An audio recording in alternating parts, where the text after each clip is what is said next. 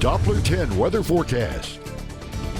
Well, today it was back to reality. We hit normal. 92 degrees was our high temperature and started the day warm at 81 degrees. So after yesterday's 88, we saw those temperatures climb with our sunshine today. And right now we're at 90 degrees. That heat index in Corpus Christi still holding at 100 with a 16-mile-an-hour wind and a 75-degree dew point. There were a few spots that got rain today. There were some showers that moved in early today and then pulled into our inland areas. And this is what's left is this thunderstorm in central Duval County heading to the northwest.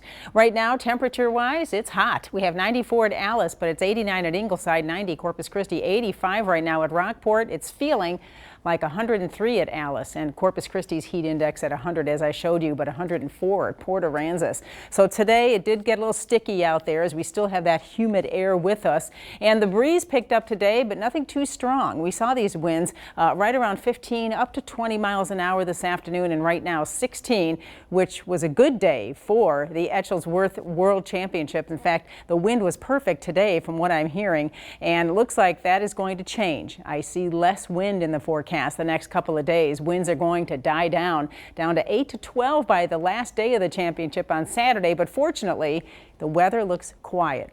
All right, speaking of quiet, that's what will be tonight. Partly cloudy tonight with lows dipping into the upper 70s tonight across the area and a light breeze blowing. And then tomorrow, except for a brief stray shower, it looks like a mainly dry day across the area, and the heat indices like they were today up to about 103 tomorrow.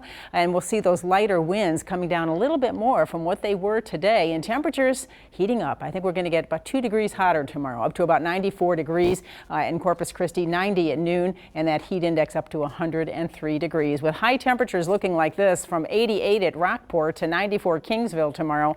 Corpus Christi and Robstown 94 degrees. At the beaches tomorrow, we're looking at a 3 to 4 foot wave, but that rip current risk continues. It was high today, and this is when you really got to be careful out there. We have a moderate rip current risk again tomorrow. The water's still holding at 81, but I would think that's going to come up now that our seas are going to come down a little the next few days, and our winds as well.